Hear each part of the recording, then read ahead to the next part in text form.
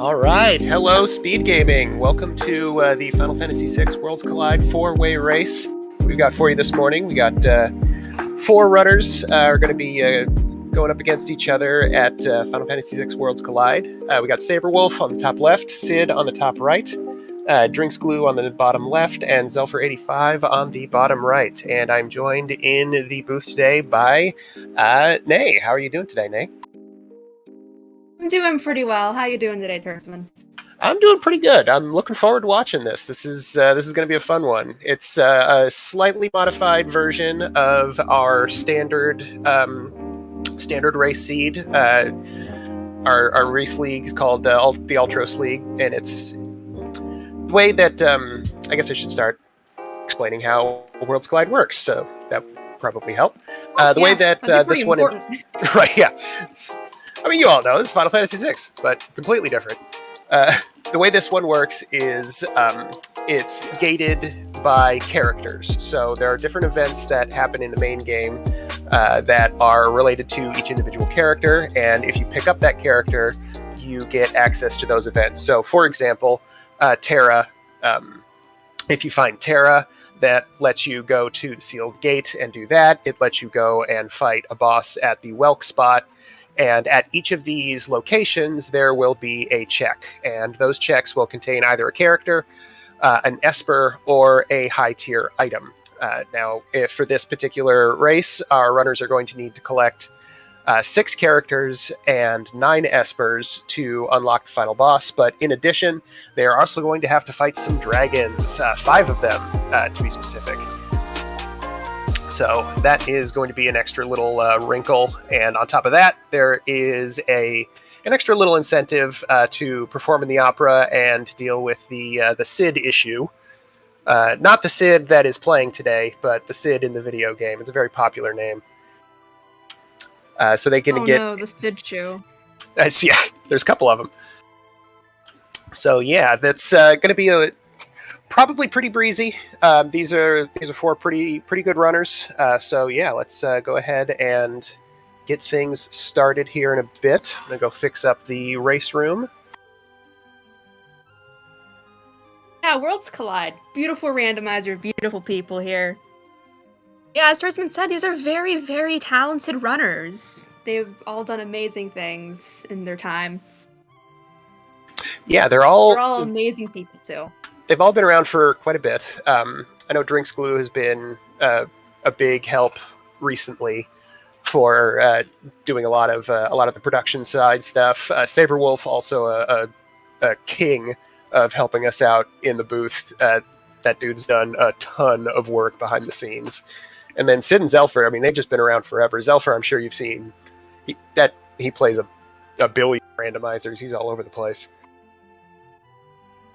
Oh yeah, we have a couple runners here who are all over the place, but we love them all. Phenomenal people here. All right, we got 10 seconds. Uh-oh. Uh-oh.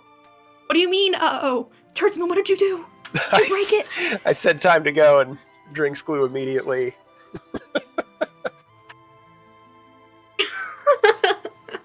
Classic Glue. We love him. Whoops.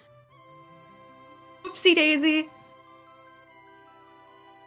I've done that before. I've done it by accident, and you should have seen how quickly that reset button was pressed. I think I hit it at least 3 times.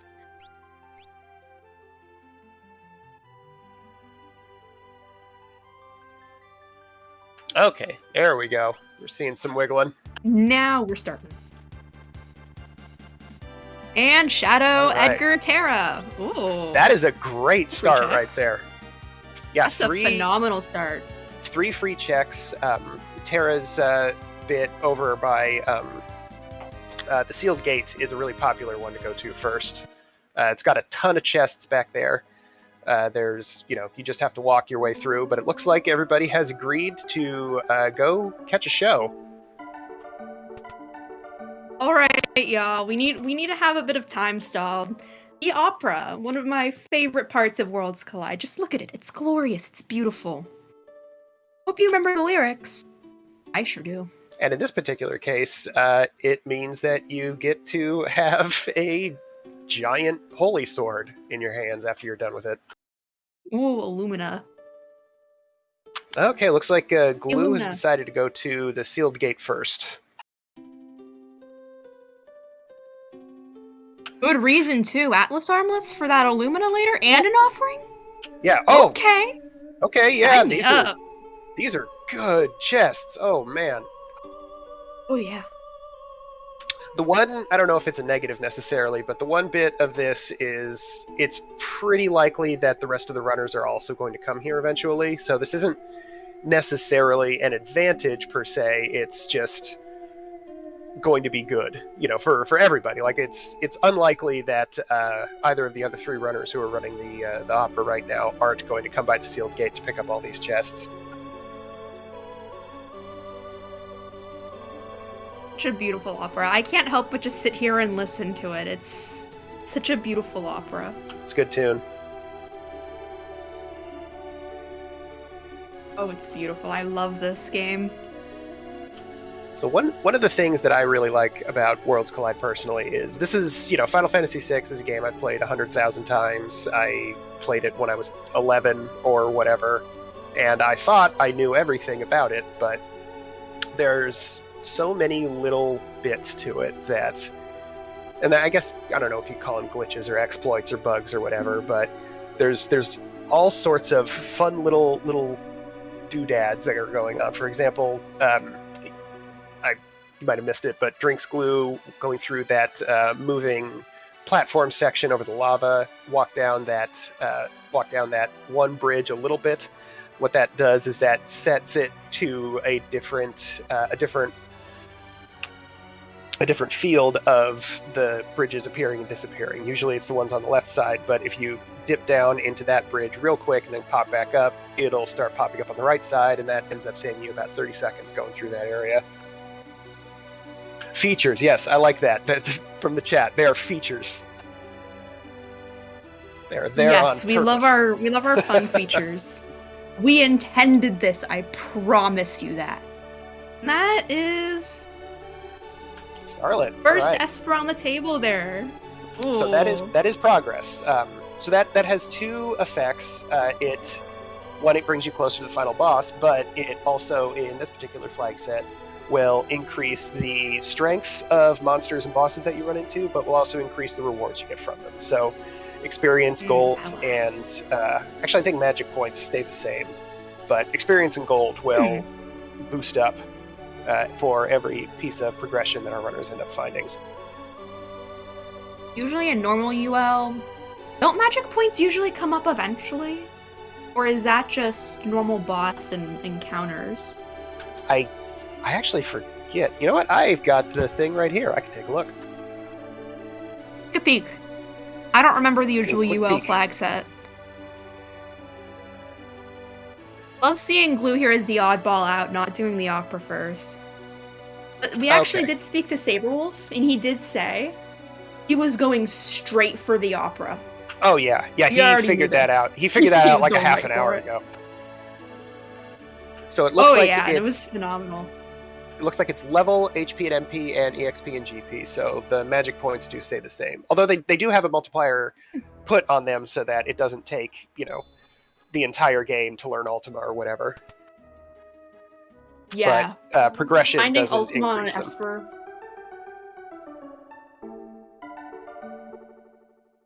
It'd be too powerful if progression made it better.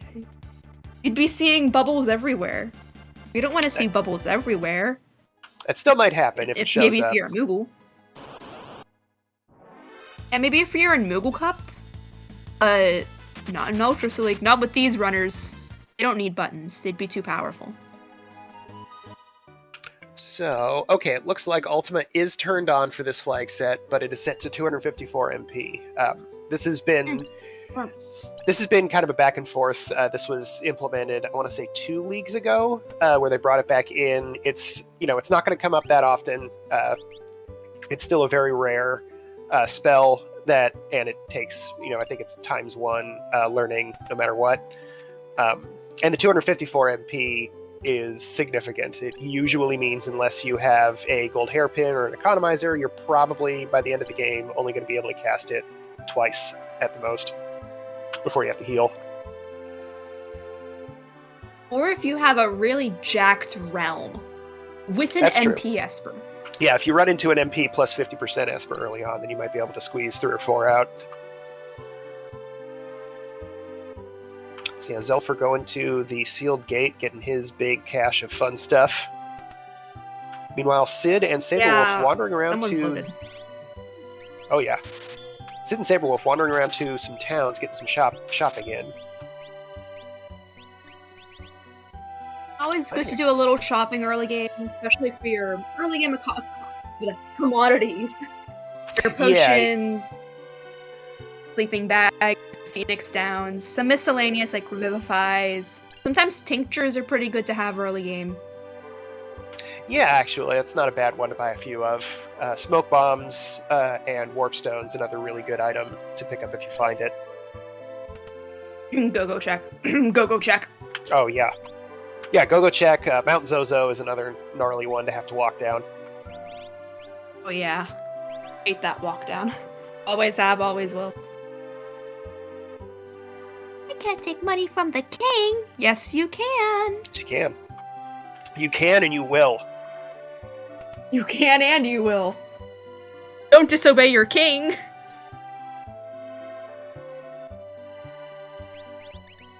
So yeah, the chat pointing out ice rods for sale. That's another really good thing to have early on. They're pretty expensive, but they can be a very handy tool for early game bosses.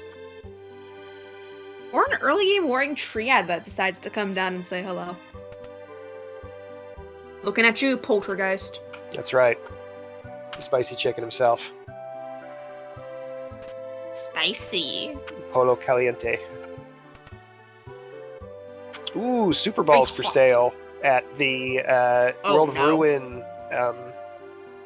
Ruin South Figaro. That's a very good item to find for this particular flag set. You're going to need to take down some dragons, and if you haven't collected any progression, which the trackers are a bit small, but it looks like Glue and Zelfer are the only two that have picked up anything at this point. But if you haven't picked up any progression, dragons are going to have roughly, I think, 4,000 to 6,000 HP. So 1 and or 2 Super Balls will take one out pretty likely, unless you get really unlucky with the rolls. Very strange item. I don't know if that thing comes back. Super Balls, I'm actually very surprised they're even on in this flag set. I thought they were off. Well, they're very expensive, at least. I think rods, similarly, are not too pricey in the vanilla game, but they jack the price up in this because they're very handy to have early on.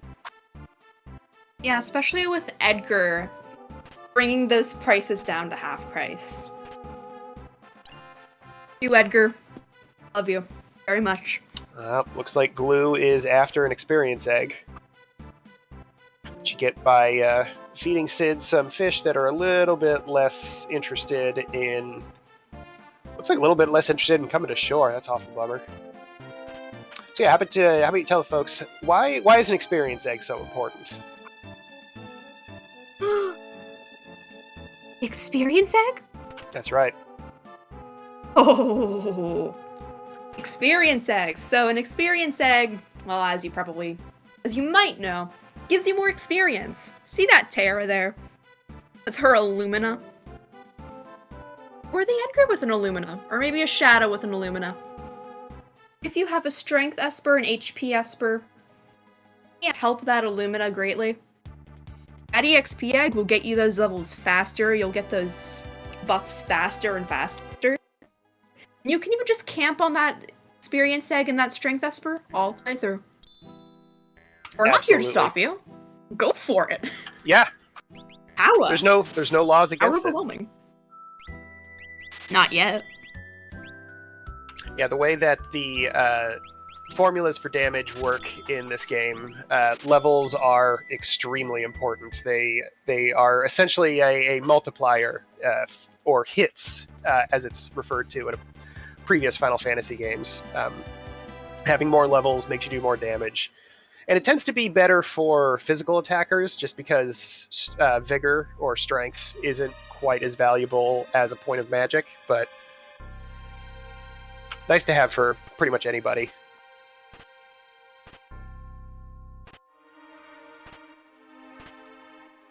Really good stuff, though, from some of these shops and checks we've been seeing. Phenomenal. Yeah, lots of good equipment floating around. Drinks glue, buying a big pack of earrings. But what type of earrings are we talking about? Those big jewel earrings? Hoop earrings? Little studs? Oh, I'm thinking the big hoop ones, like really gaudy ones, like 4 inches wide. Oh! Yeah, Edgar's looking great. I like you. I know, right?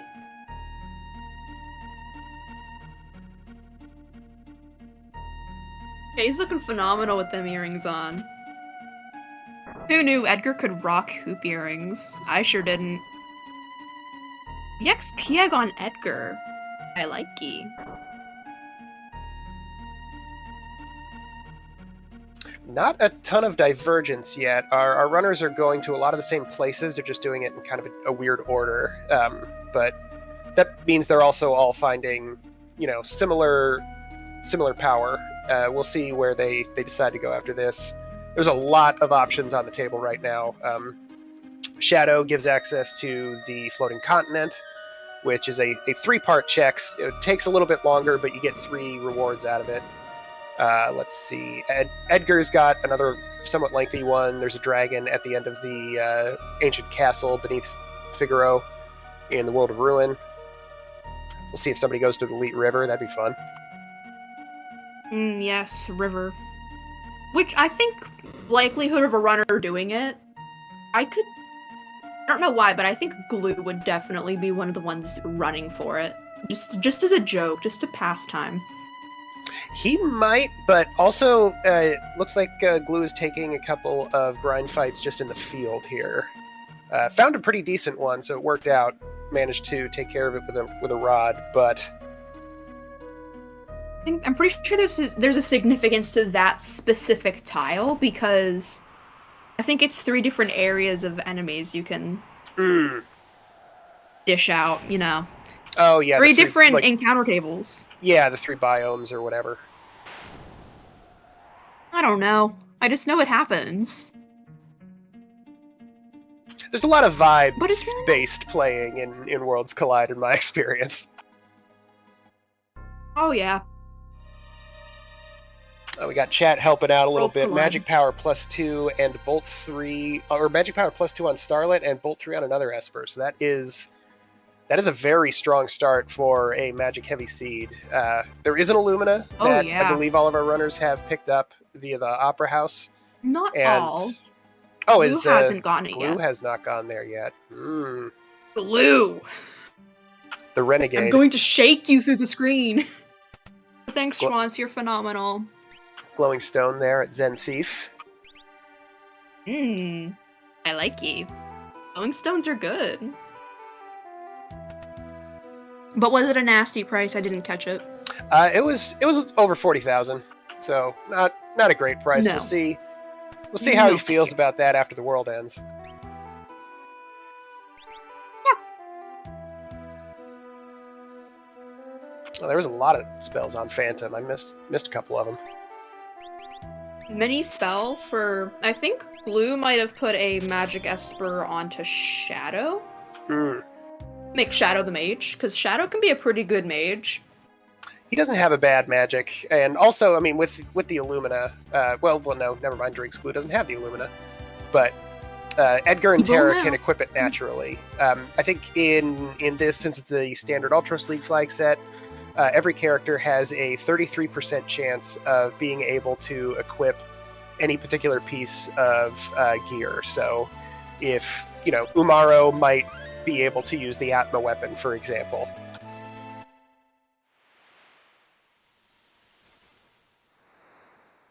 But in general, you like finding the characters that get it naturally. Like, you like finding Locke. He's an okay character statistically, but you now have a guaranteed character that can use the Valiant knife. Yes, VK. We love VKs. Especially double VK offering. Oh, yeah. In Kefka's Tower. It'd be hard to output more damage than that. Oh, yeah. Unless you have really good Illumina caster with X magic. Or Go-Go mimicking. I've seen it before. Glorious. Go-Go definitely has his places. He's sort of a meme character. He can be pretty good in certain situations, but not necessarily. You know, you need another character to be good, usually, to make Go-Go good. Realm, usually. But I think I just noticed on Zelfer's side that Returner's hideout had an Atma weapon. Oh, not bad. Oh, there's Leet River. Hey, there we go. We knew it was coming from somebody. Well, we got Mind the candy. Overgrunk. Oh, no. Not the mind candy. Not the Overgrunk. So, not great abilities, it looks like, on these characters. Sword Tech is pretty good. That's the other thing that can be randomized. Each individual character can have a random special ability from somebody else in the game. Looks like we got a Control Terra, a Capture Shadow, wearing the Moogle suit, so you tricked me. And then Sword Tech Edgar, which isn't too bad, actually. The Sword Tech is a pretty versatile skill. Sword Tech 6 is magic-based and hits everybody. Can inflict stop, does a decent amount of damage. And then Sword Tech 7 is very powerful. It hits 4 times and completely ignores defense. Yes, it's very nice that Edgar has that. I believe typically he has a decent vigor stat, decent strength/vigor. Yeah, it's not too bad. Yeah, you're doing good. Proud of you. Well, there's the Atma weapon I saw. Hello, Atma weapon.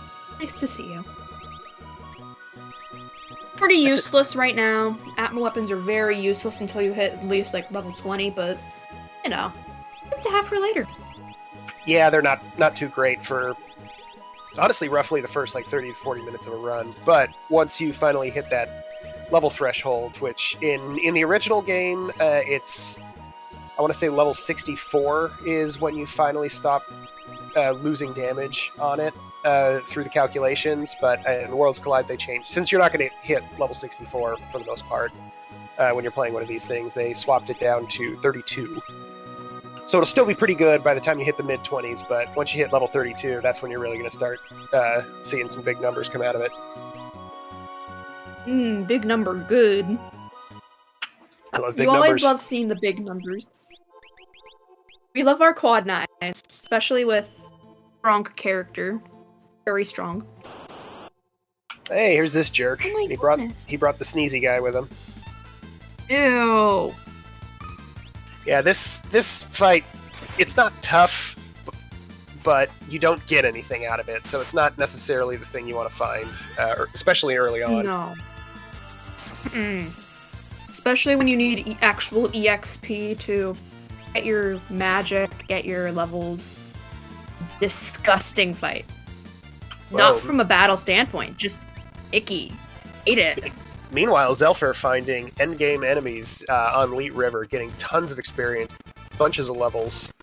This play's working out for him so far. Maybe someone else will come down the river. Ooh, Fenrir for Drinks Glue. That is a very good Esper that we will have to explain later. Oh yeah, well that can wait for at least like an hour. Yeah, that will be a very, very good thing to have at the end of the game. Yeah, like give us about an hour 10, give or take. Yeah, just for one like of these runners. Or around the 20-minute mark for each of these runners. Very nice. Very nice. They're making but as we can see... Sorry, go ahead. It seems like plays are pretty divergent. We have a floating continent, we have the Elite River, we have level grinding up there, and then we have Glue doing glue things. I don't know what Glue's doing yet. He's doing something, though. Looks like he's heading up Narsh, which I guess there is a dragon up there. That's not, they're gonna have to take them out eventually, and there is a boss with a Esper or an item at the top of it, and he's got Warpstone, so might be my guess would be he's trying to go after a dragon right now. But yeah, this is kind of neat. Everybody's diverging after taking there was a lot of really good stuff in free checks and shops early on. It looks like all of our runners have finally gotten their fill, and now their individual strategies are starting to pop out.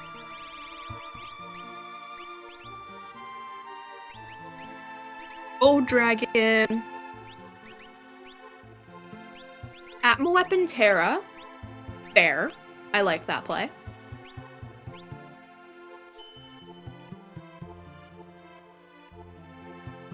It looks like Glue is a bit behind scaling, but this is probably going to help him out. Meanwhile, Saberwolf finding one of the most valuable enemies in the game on the Reach Frog, worth a bunch of experience and a bunch of gold. Money and experience? That's Count right. me in. Building a weapon. Meanwhile, Zelfer getting his fourth character, Sabin, off of Elite River Raft. That's another extremely good find. Five more checks available for Zelfer there. See where he decides to go Isn't that a next. vanilla Sabin? I guess kind of, yeah. Sabin. Vanilla, like, spot-ish? Well, I suppose he shows up because you usually see him floating. Yeah, I think he shows down the river. That's true, actually. Yeah. Vanilla cutscene. French vanilla Sabin. So, bit of a slow start getting progression for the runners, but they're all pretty close together right now, and I think we're going to see them really start to pick up speed here. Oh, hello, Atma Weapon, lovingly known as my puppy. Hello, puppy. It's just dog a little guy. petting the dog. Ooh, yuck! Rexol at the end of, or not the end, the first boss at the top of, or not the top. At the first boss First at. spot. Yes, thank you. Ultra spot. You're making it a little too complex, Tersman. We all love you. I'm getting over a cold. Your brain's a little fuzzy. A little bit. It's okay. I got a little bit of fuzz on the brain.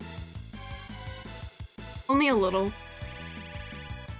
So Saberwolf running into the biggest issue with this boss is not having good single target damage, unfortunately. Throwing out a super ball, which did a bunch of damage to the little guy up top, but that's unfortunately not going to help him out too much. Someone has an offering on. Somebody is swinging. I believe Shadow. Looks like Shadow's swinging the Atma Weapon offering. Yeah. Makes sense, actually. Makes a lot of sense. Give Shadow a shiny stick. And you'll always know where he is, because his color palette is so dark. Just a big glow stick. You'll always know where Shadow is then. Meanwhile, Drinks Glue taking out Atma Weapon. See what he gets for his reward here. It's an Esper. Hey, more progression. Progression good. Carbuncle! Arguably cutest design. So cute. That one actually is just a little guy. That one is just a little guy, and we love it. We love Carbuncle here. Hi, friend. Zelfer taking some monsters in a box. I believe they went to Sealed Gate, so they probably found that offering in that chest. Looks like they're hoping to find a second one at some point. More offerings, more offerings. So you might be wondering, how in the world are you going to get an offering from a monster in a box? Herdsman? Well, there is a specific boss that you can run into in the Monster in a Boss, called Katana Soul, which is a very easily dispatched enemy if you have the right tools. It is susceptible to confusion or muddle, depending on how you want to put it. And if you manage to apply muddle to it, it has a pretty good chance of using an ability called Slayer Edge on itself, which just kills it outright. Then it goes down, you get an offering, and like, I don't know, $60,000. Pretty nice. Money. We always love seeing a Katana Soul, but we also love seeing... What is that one thing called? The Gigantos monsters in boxes. Oh, yes. Love that. Yes, Money sap. Those are, I think, the most EXP-rich enemy you can run into in the game. Yeah, it's it's just like a big sack of EXP and money. We always love seeing them. Hey, Saberwolf took out Rexol, running into Umaro, got the dabbing Yeti. He's a little behind on his dance moves, but we love him. Yeah, we love Umaro. He's phenomenal. Only Yeti appreciation in this booth. Absolutely. Now. So this is kind of interesting. The bottom two runners are both going underground, and the top two runners are both going substantially above ground. We'll see which one ends up working out. Umaro is not too tough of a fight. Looks like on Sid's side he got a chance to eat a cherry.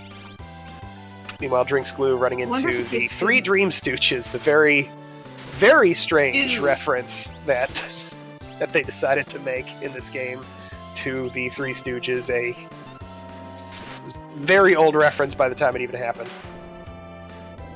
Oh, but it's a pretty good reference, won't lie to you. Good movie, too. Very good movie. I'd watch it again. I haven't watched it in a while, but I'll watch it. Looks like Rama was the reward there at the start of the floating continent. Now, Saberwolf and Sid have a bit of a walk ahead of them. We'll take a walk. A nice long walk.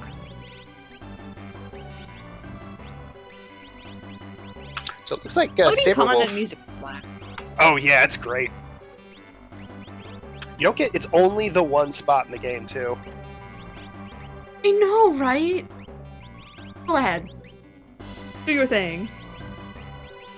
Another magic power +1. It looks like on Starlet. Oh, that was from earlier. Yeah, Starlet. We've had Starlet since the beginning. Are you okay, Turtsman? Do we need to Absolutely some hot not. tea? I actually have some right now. I've been drinking tea with honey for the past week. Oh my gosh, such a smart decision for a cold, too. Oh yeah, it's... Saberwolf just going at it. Crushing it. So Saberwolf managed to jump onto the continent early, but it looks like Sid is catching up a little bit. Sid had a bit of an easier time with the Rexol fight. We'll see if Sid can manage to turn the tables on that a little bit, or if Saberwolf can keep their lead here.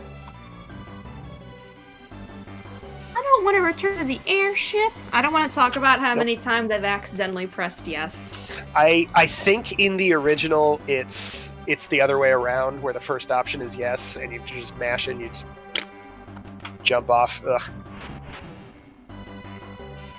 Guardian here Cries of children. Yeah. Ooh, Guardian. Not actually the worst not that thing. bad. Yeah, we got Bolt 3. Oh, this might sting. No MP. But Guardian's main thing is it. Oh, Ultimon Tritalk there. Oh. Drinks Glue found that. Oh boy. Oh no. So it looks like that is going to be... That was the reward for the nasty spaghetti fight that Zelfer is dealing with here. So Zelfer is going to be getting their Ultimate Esper here in a second. Yeah. Oh, hey, we got a summon. You don't get to see that every day.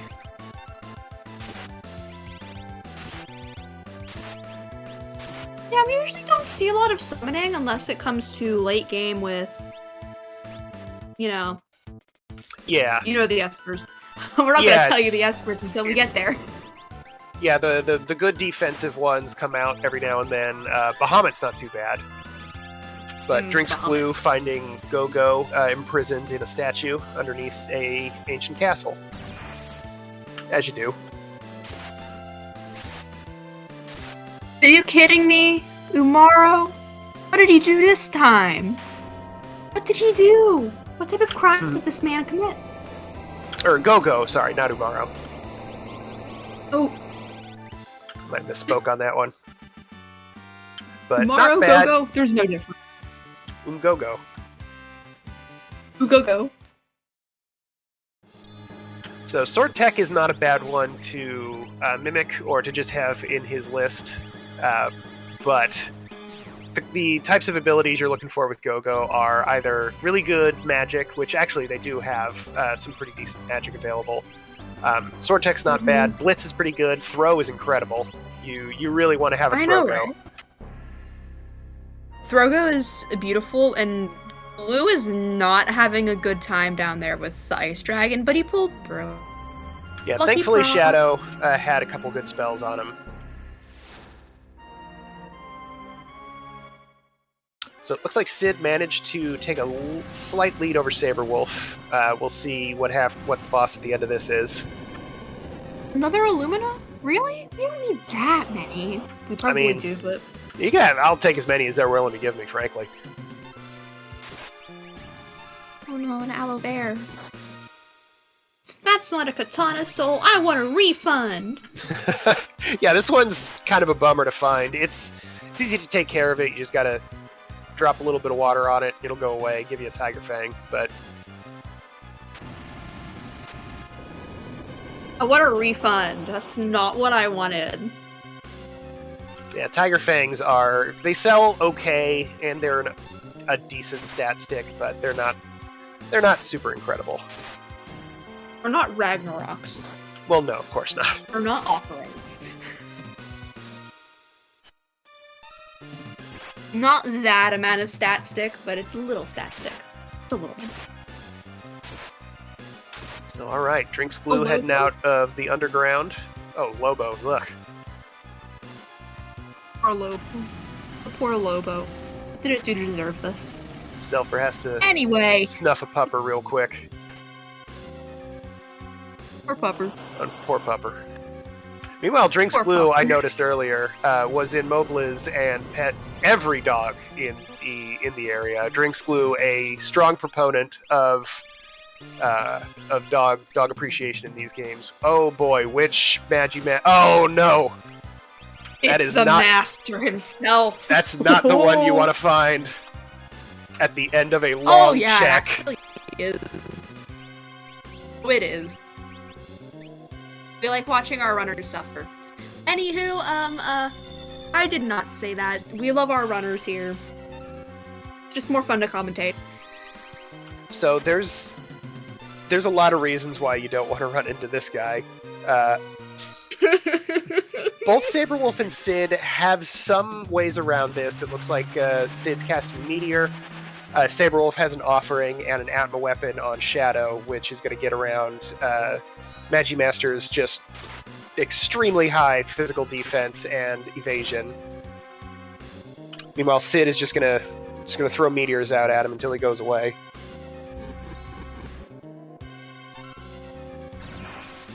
Yes, throw things at him until he goes away. Saberwolf unfortunately figuring out that the level 4 sword tech does not, in fact, ignore defense. I believe Dispatch does, so level 1 sword tech wouldn't be a bad way of sneaking a little bit of damage onto him. Yeah, putting some damage onto him is going to be nice. Was that an Illumina proc? It did nothing. What an unfortunate thing. Yeah, sadly, Magimaster he's got that wall change, which changes his elemental weakness repeatedly. He'll do that after every single time he takes damage. And if you get lucky and you get that Pearl proc, it'll do a buttload, but unfortunately, not the case this time. Edgar is on the floor taking a nap, as he should be. It's nap time. So Sid, Edgar taking his bonus here. Oh my. Yeah, both Edgars taking naps. Oh, good job, Sid. Beautiful. Beautiful display of what Atma Weapon does. It goes smack. And there's the Umaro you were talking about. Wow. Yeti! Unga bunga! We love him. If you will. We can take the snow muffler from him. Oh my gosh. Yep. We can see if anyone else can use it. Worst case scenario, he's got a real nice jacket. A very nice jacket. So yeah, Sid managed to get through it a little bit faster thanks to what I believe was just an EXP egg sitting on Terra for most of the game.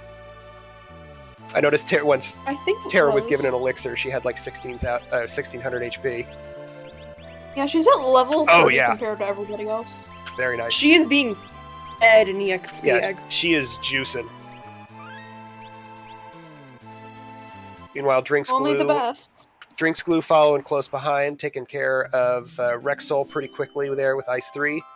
A little bit more power behind his run through the floating continent. I think he'll probably have a little bit of an easier time, but by the time he gets to Magimaster, he's going to be a fair bit stronger. So we'll see if he pulls that one off. I know they have access to Ultima, so that's a really good way to just short circuit basically every enemy in the game. It's just like, what do you mean you have Ultima? I have Ultima. Yeah, sorry, I got Ultima, so... Oh boy. Knock that Yeti out. Oh, that poor Yeti. What did he do to deserve this? Yes, chat pointing out a very important piece of information that in Worlds Collide, the default settings will shut off Magimaster's Ultima counter. You can turn it back on if you really want to. If you want to suffer. But in this particular case, no, it is shut off. We don't want to make our runners suffer that much. Yeah, we want them to suffer via random number generators more than guaranteed loss. Because pretty much the only thing you can do about that is Life 3, as far as I know. Oh yeah, I don't even know if you have Life 3 by that time, unless you really just go ham and get every Esper. You'd have to do most of the rest of the game. If you do lock first. If you do lock first, after you get everybody in the airship, yeah, I think you can just go... You can go right for it, but I think you have to have Realm. You have to have a lot of World of Ruin done to really get to the Magimaster himself. Yeah, I think the original intent in the vanilla version is that you go up periodically, like you just go up when you see it, see how far you get, and then nope out, come back later. But the World of Ruin is structured very strangely, so who knows what they intended everybody to do. Media which you can dodge, or fallen one which won't actually kill you. That is true. That is another thing that I forgot about. The ability scaling that has been turned on with this. What that'll do is it will change the attack around slightly. It'll keep it within the same sort of elemental field. Like lightning attacks. At a low level, they might cast Bolt or Megavolt, but at a high level, they might cast... I forget what the disruptor or displacer or whatever, the cool little laser effect that goes in a little cross pattern over the guys. Things like that. So for non-elemental stuff like Ultima, if it's at a specific area, it might use something a little bit less severe than the most powerful spell in the series. Yeah, but it'll be fine. I've only seen a couple times where one boss decided to drop Fallen One. An Ultima. and then fall in one. It can happen. It can happen. It can. Sid, going through the rest of Narsh here, we're going to see what's going to happen there at the back of Maro's cave. Turn up your offering counts. We found offering number 2 from Zelfer's Go-Go Check. Finally paid off. Finally, an offering, even though we already have one. What else is going to be swinging? Maybe Edgar, if he's lucky. Yeti check time? Looks like it. I hear Yeti music. We get to listen to another pretty rare song. It's really good, that's the thing. Worlds Collide. Well, FF6 in general has such good music. But if you want to, you can randomize the music. You can. Yeah, you want to hear some random song from some other video game? But on Tunes. And Tunes is excellent. Tunes is funny. You can get the coolest things. You can get the silliest things. You can even randomize palettes. And character models. Alright, so Sid managed to get an Esper and a pretty easy fight out of this, so this squid's going away, and Sid is going to get to move on to wherever they decide to go next. Where go next? Question mark. Train. Oh, hey. Do we have suplex? Do we have suplex? I'm afraid not. No? I don't believe we found a Blitz user just yet. No. But Zelfer showing off a very interesting little quirk of the game, and that is that so this might take a little bit. Undead bosses in the game have the undead flag turned off in Ultros League. So that means the point of that is so that you can't just throw a Phoenix down on them and be done with it. However, a bunch of the bosses were not coded to have instant death resistance. So a ton of them, instead of being able to just throw an easily findable item onto it, you can cast a spell or get a weapon proc that causes instant death. And in addition to that, enemies that are susceptible to instant death are also susceptible to gravity damage. So if you don't have Doom, you can still use Quarter. It's pretty good. Well, about that Magi Master. Yeah, I'm thinking he's probably not going to be sticking around too long on Blue's side there. Oh, no, he's not. He's screwed. He's screwed. Very, very. Whoa. So that is the 6th character for Zelfer. Is why I like Pogo. Oh yeah. Yes, yes, another really good reason. Yeah.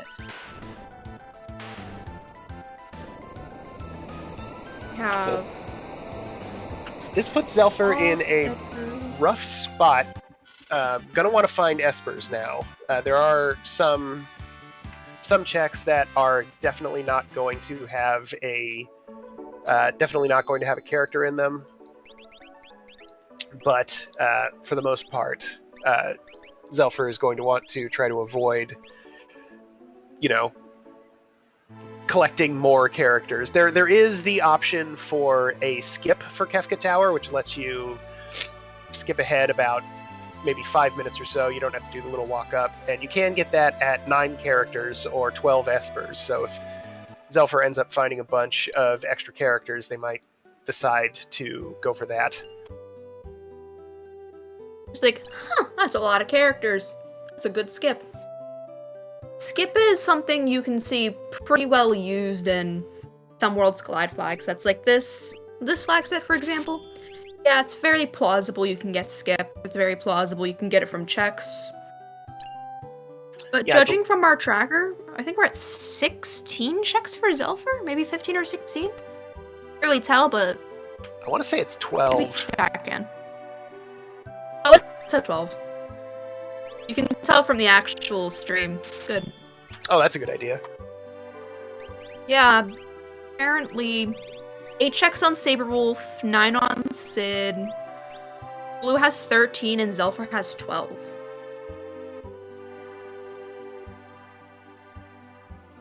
Not bad. I like it. Yeah, everybody's pretty even. A lot of the dead checks were early on. I think there were a couple in some of the free checks that our players got at the beginning. I think the Edgar check is one of them, the Edgar throne. That was a behemoth suit. Okay. Okay, this is... Someone else to come get Ultima. This is very interesting. Again, the two runners on the top of the screen are in roughly the same area. They're both going to be making a trek underneath underground Figaro to go to that ancient castle. And meanwhile, Drinks Glue and Zelfer are both taking out the one final squid to get a dragon horn. I mean, that's not a terrible item, boots. But we do have boots. We have boots, so Edgar can do his rightful job of a dragoon.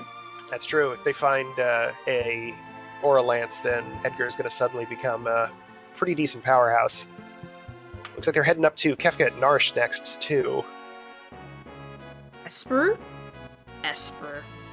Here's hoping. Please give us an Esper. Please give us an Esper. Zelfer making a quick change since he found Mog at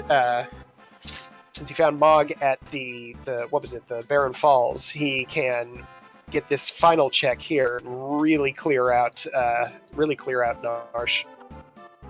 You won't get this Thunder Shield. Yes, I will. Yeah, eventually. Give it We time. have Terra. I'm pretty sure we can just get it. Just nab it. Crusader! Hello, Crusader. I think you might be thinking of the Lock one. I think the Mog one is in the World of Ruin, back in that cave. I might have those mixed up. Oopsies. I think you might be right. Oh, yeah, put Meteor on Shadow. As if Shadow doesn't have enough power. Yeah, why not? He does on Glue's side.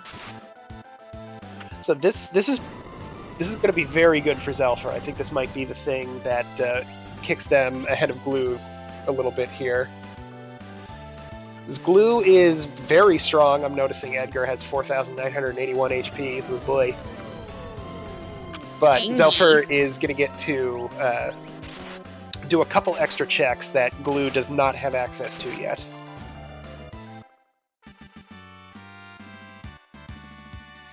Oh, they're just tearing through also. They're not bothering to wait to let all the soldiers pass them by.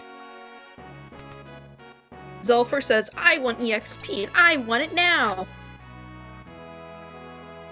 Well, your neighborhood, Kefka at Narsh. Not a bad idea at this point. EXP is something you can never be short of. Except if you're going to Kefka's Tower at level 20-some. That's scary. Oh, a quick question from chat. What are checks? So checks are the little events that occur in the vanilla game that Worlds Collide has attached progression to. So in this particular case, it's the Kefka at Narsh event that happens earlier on in the game. Going through it, usually there's a character that you have to have access to in order to do it, like going and checking the Figaro throne early on in the game. You can't do that unless you have Edgar with you already. But finishing off a check will allow you to get a character, an Esper, or an item. So that is how that's how you gain power, by finding, usually it's a high-end item. There's occasionally some Genji equipment in there that you don't necessarily want to see. But typically it's... Unless it's the Genji glove. Unless it's the Genji glove. But typically it's a event that you do to get either a piece of progression or a very nice item. Yes, like for instance, Valiant Knife, Illumina, Atma Weapon, the shields, the Thunder Shield, Fire Shield, Ice Shield. Force Shields are for money. Genji Shields, for money. Aegis Shields, you can keep them. Good defense there, but sometimes people sell them. I sell them. The Aegis Shield has a pretty decent magic block on it too. I will give a little bit of credit to a Force Shield I did once have an Umaro that could equip a Force Shield, and I gave that to him along with his snow muffler and a decent helmet, and he was functionally invincible. Oh. Which was a lot of fun. Invincible. Kind of scary, but I like it.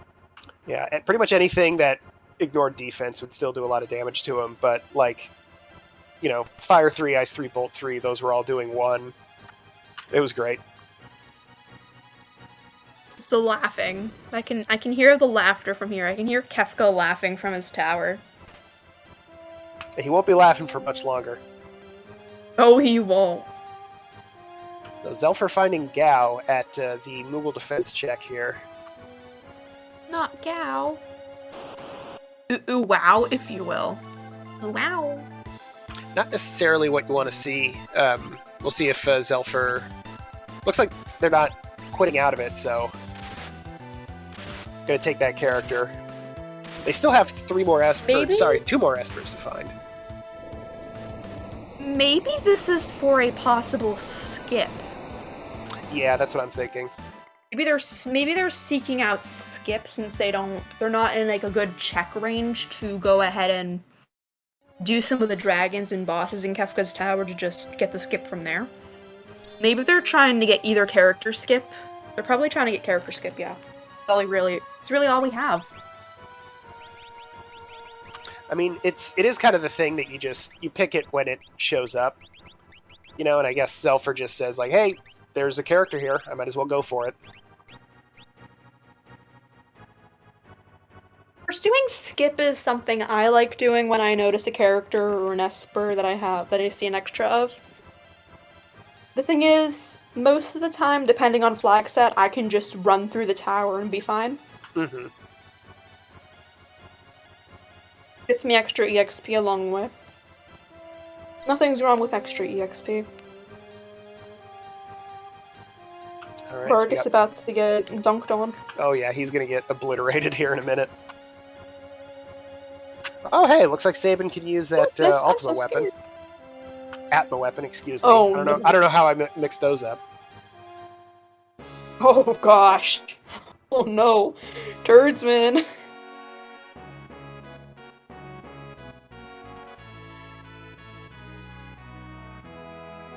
Saberwolf and Sid still tearing through the underground here. Saberwolf got their go. Looks like they both got their go-go. And took care of the dragon. Go, go, go. Ooh, we haven't... I actually forgot the Zozo check existed. I know, I do that a lot. I know! You always forget it's there until you look at your tracker. Like, oh, you're right. Just like, oh, that is real. It's a bit of a long walk, but it's not too terrible, and you can warp stone out of it, which is kind of nice. Boss to kill? Ooh. Inferno! Oh no! Too bad I have Ultima. Yeah, Ultima will make short work of them, but also going to see if they can't, grab some shields. So each piece of Inferno, each piece of Inferno has a different elemental shield on it. So another nice thing. All the shields. Nice little benefit if you happen to have a character with capture or steal that you've been dealing with the entire game. And down goes Inferno from a Quad 9's Terra. Very angry Terra. Like you. Yep, she's got the guns this time. Mm-hmm. As she should. Esper. Yes, very nice. Unicorn.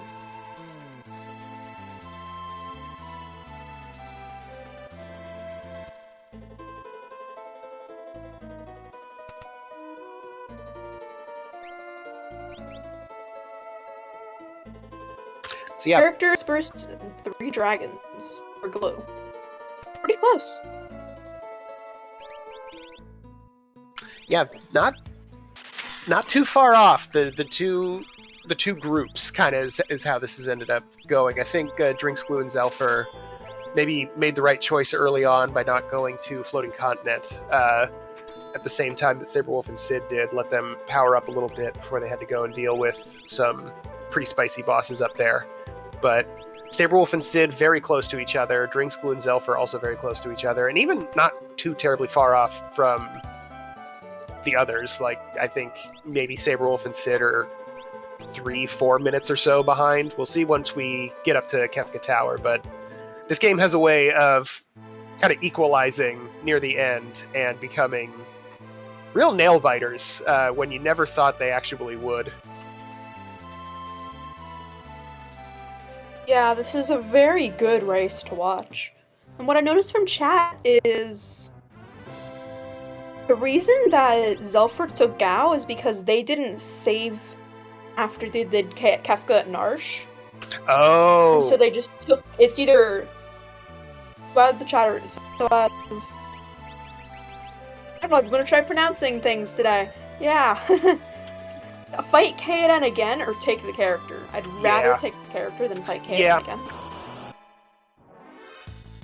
Yeah, Makes because a lot of sense. like you said, that just then opens up the possibility of character skip. So might as well. Ended up being a pretty easy fight, character too. skip. Yeah, it was a good and easy battle. A lot of the nasty bosses are out of the way at this point. You know that Magimaster's done. You know that Rexol is done. Guardian's off the table. We know where Inferno is, but I don't think anybody else does. Yeah, Doomgaze is still out there somewhere. Oh no, we haven't seen Doomgaze, Atma, the Warring Triad. Atma can be a problem in some places, but I think our players have. issue? I think our players have enough of the standard elemental damage. I don't think Atma's going to give them too much trouble, but depending on where it shows up. Well, it looks like we're really only looking out for Doomgaze and the Warring Triad. Because they're out there. They're somewhere. Yep. They might be in the tower as well, but we'll see. They could be in the tower. They could just be there. We could just find Doomgaze sitting where Guardian is. Sid going after a often unpicked chest there on the left-hand side of this room in the Zone Eater. I've done that like once. Question from the chat, Total of is one this time. is this shuffled statues? No, I don't believe so. Let me double check that, but I'm pretty sure they're just floating around somewhere in the world.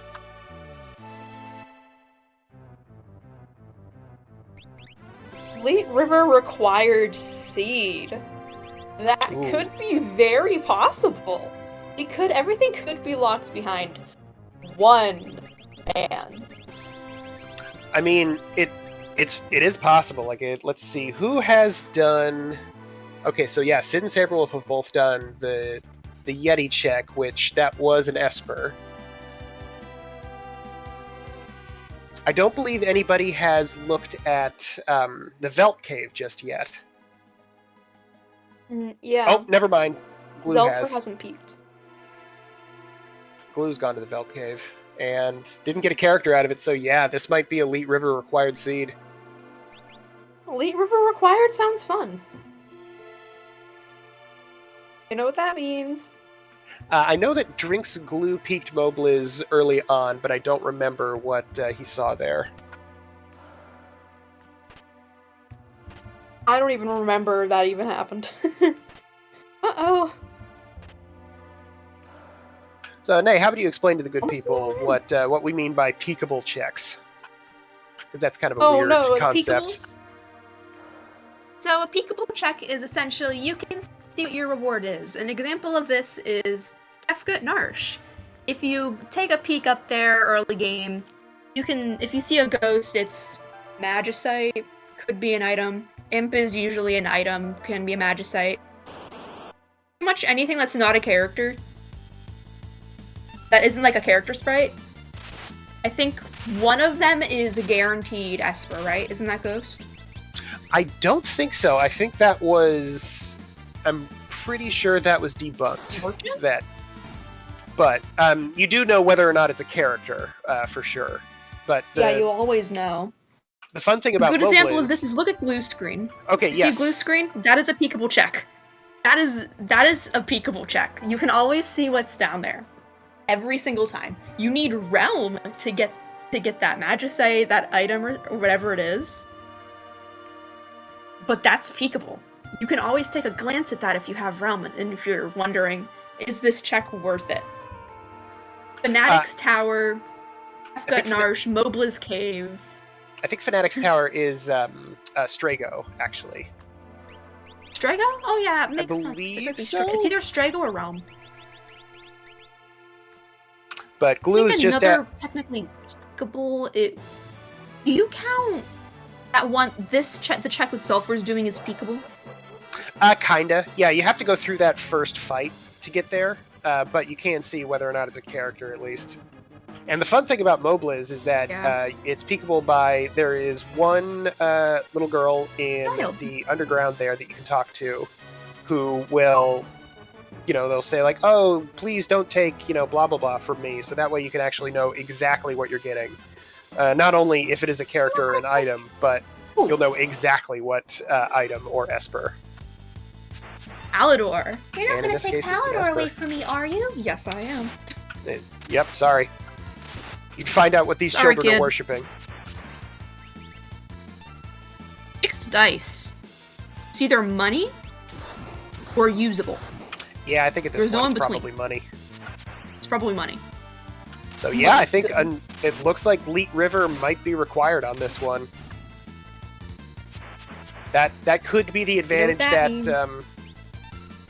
that could be an advantage for Drinks Glue and Zelfer. They've both done Leet River, and Saberwolf and Sid have not.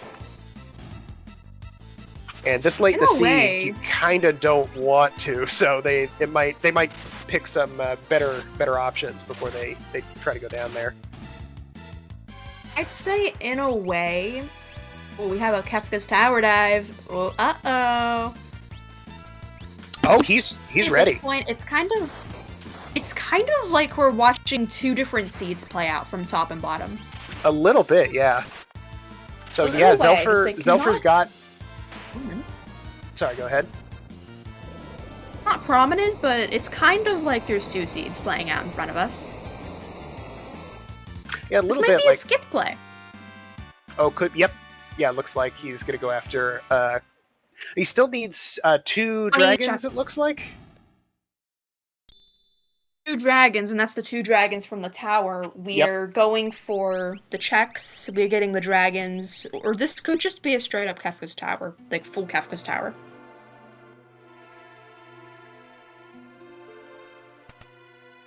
Glue is also doing it, I believe. Oh yeah, Glue. He's loading the middle. Glue loading the middle. This means this is on the way out. Yeah, Glue got their last Esper needed for it. Which means they only need, I think, maybe 1 or 2 more dragons? 1 more dragon, which is on the path they're on. And skip for the number of checks is set at 22. So all Glue needs to do is fight Toilet Atma there and deal with the dragon right afterwards, and then they can just skip right on to the end. Yes, indeed. You know what that means? We have to explain Fenrir. Oh, yep. That's going to come up. we haven't explained Fenrir yet. We have to deal with Magimaster's little brother here real quick. Magimaster Jr. Magimister. Magimister, oh, that's cute.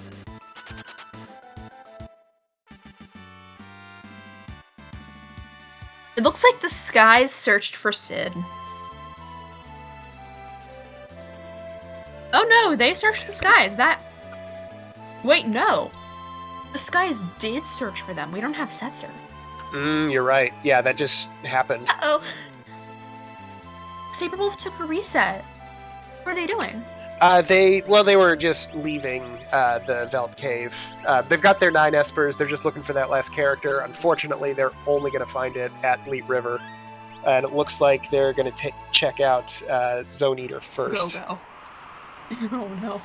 Yep. I mean, it's the right call. You know, it's It is a really unfortunate, good call but if you're looking for a character. Like, it's an amazing call if you're looking for a character.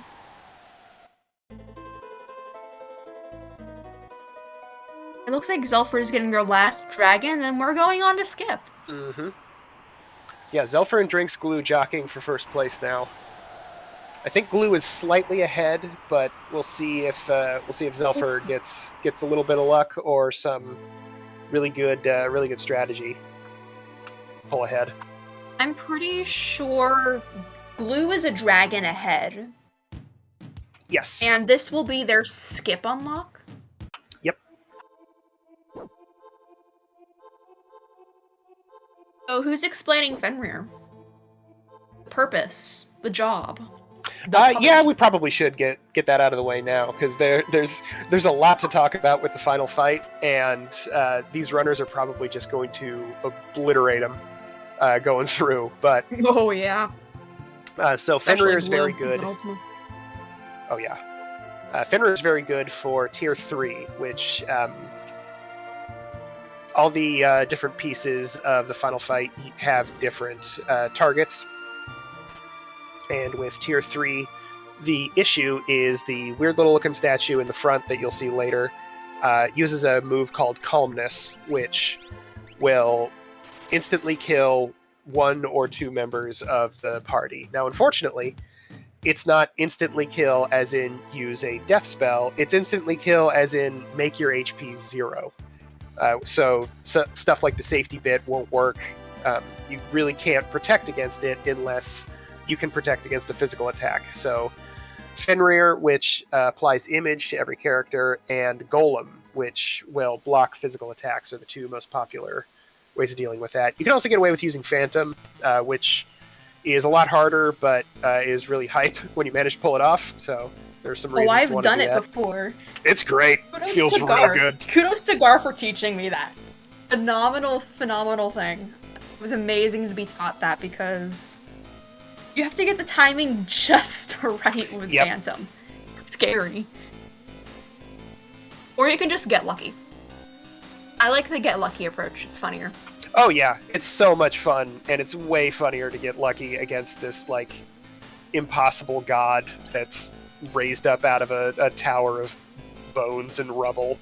It's just like, yeah, no, you didn't hit me, actually, sorry. She's like, you think you could hit me? Oh, no.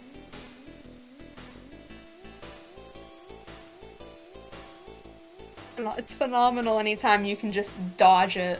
I've seen Edgar do it one too many times, but I think with an Illumina. With an Illumina, you have good odds. Yep, I believe it's 40 evasion on Illumina, which is better than most shields in the game.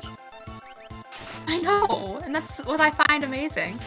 Guess what? Someone might dodge it. If we do not, but I'm pretty sure we're going to see the protection come up. Unless the Glue decides to gamble a little bit. Oh. Retainers and marshals. Ooh, this one's rough. You know what that means. He's got Doom, though. Wait. Oh, we have Bahamut. We're fine. Baja Blast.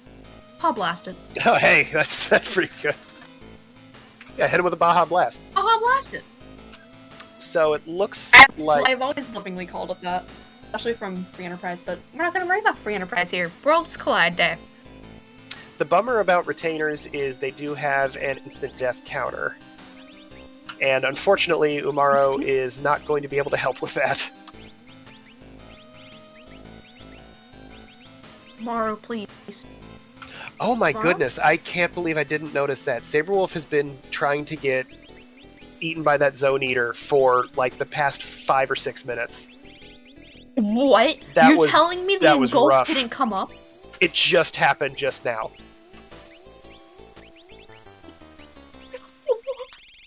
That is a bummer. Oh, poor guy. Oh, my heart is out to you right now. Yeah. Oh my god. That is terrible. For it to take that long. I believe the record is, I want to say Moogleplex has tried to get tried to get engulfed for, I want to say 8 minutes. It was like 8 to 9 minutes, something like that. Oh, it's beautiful. At a certain point, you Beautiful, just watch it sad, happen, and and you're just like, whatever. I don't even care. You do whatever you want, video game. There comes a point where you just get up and walk away for a minute, and then you come back, and it's still trying. Yeah, The Glue odds took are that so trade-off. high for engulf. It is. It's like 30. I think it's 33% of not engulf. And the other percentage is Saberwolf engulf. taking a quick assessment of what they have left, realizing that they're gonna have to go whitewater rafting. Let's go whitewater rafting, everybody. Get your hula skirts and cute little lanyard thingies. I don't know. It sounds fun. Yeah, put your phones in a little fun. Ziploc baggie. Or get a screen protector. Take some pictures while you're on the river. Okay, again, not the right thing to do that we know, because we know where the character is, but Saberwolf is technically making the correct decision here of walking up to check Kefka at Narsh before dedicating himself to go down the lead river. That's the unfortunate reality of some... From here. I know, right? You can hear the sighing. It's the unfortunate reality of these randomizers is sometimes the right decision's the wrong one. Rando going to rando. Yep. And Goku was level 47. I think wow. Blue's taking it to the end. Yeah, looks I think like Blue's it. keeping him. We get to see the Goku Ultima strats. Yes! Love seeing those strats. Well, I'm about to be very unprofessional, but I need to refill my water real quick. I will be back in 30 seconds. Go refill your water. Water is very important, and this is actually going to be my reminder to all of you watching. Please be hydrated. Please have food. Anything you need. Take a moment. Just go get some water. Go get something to snack on. As we watch these runners go through their ordeal. Sid's on his Let River. Saberwolf. Me too. Oh yeah, he saw what was up there. Me too, buddy. Yeah. Yeah, he took a second and just sat there for a second, then reset. Me too. But now, at the very least, there's the one option. Now you know where you have to go. Go to the river. Mm-hmm. Go take a swim.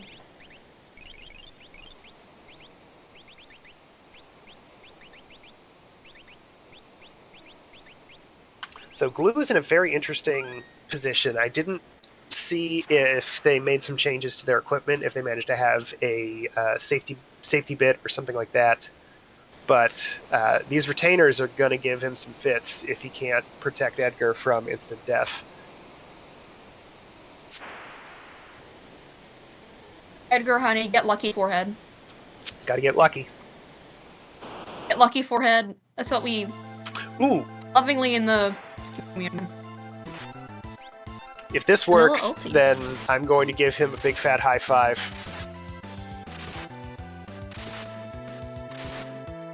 What are we watching? Fenrir go brrr!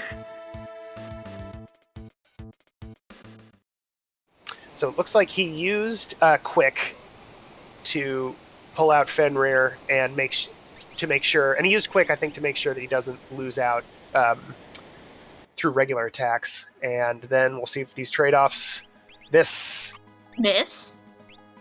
Very nice. Extremely good job from Drinks Glue. Wow, that's phenomenal. Beautiful. Beautiful display, Glue. That was a very good show of game knowledge there. Excellent job from Glue. Quick question from the chat. Why is Glue Timer all zeros? I believe Glue forgot to click the button. I think, yeah. I noticed that early on. He forgot to click his button, but look at Zelfer. He's on the buttons. Ooh, hey! Yeah, Zelfer's about to fight the final boss. It's Kefka time! Are you ready to explain the tiers with me? I am. This is the most, like, frenetic part of doing commentary, is trying to explain how all these tiers work before the runners just completely obliterate them. I know, it's one of the fun parts, but one of the most rushed parts of the segment. It's just, we have to really quickly summarize these tiers. Like, really fast. So, yeah, do you want to take tier 1 here? Go! Alright, got it. So, I'm joking. we got 3... No, we'll do this. Oh, come on. Bad start. Together. Arm. Pick an arm, any arm. So, big arm there that just had its soul taken out of it, apparently. That is weak to instant death, so that's something you want to try to take care of right away. Then immediately you want to kill that face, because it's got a bunch of HP, it's weak against fire, and it's got a ton of weird attacks on it. And then last, you want to kill the little short arm in the back that's making the balled up fist, because the face will use Quake on you if it is the last thing killed in this particular fight. Oh, yeah. We don't have float. We don't want that. Nope. No float. Drinks Glue right behind him, No just stepped on the float for you. switches himself. I don't think that was a very happy step on the switch. I think that was a stomp on the switch. Yeah. Tier 2. And just like that. Yeah, Big exactly. Tier 1 is done. This is why we have to be quick. See tier 2, how we're slowly going up. You see that lion head? Slaughter it. Very fast. Big fast. The dude sitting on top of him, he can do 10 hits. We don't like 10 hits here. Not very good. See the lady in the middle there, in the red? She's tools. She can be instant death. See Magic in the back there? He can be muted because we don't like his magic. He's very mean, very cruel. It is very funny that Magic can be muted.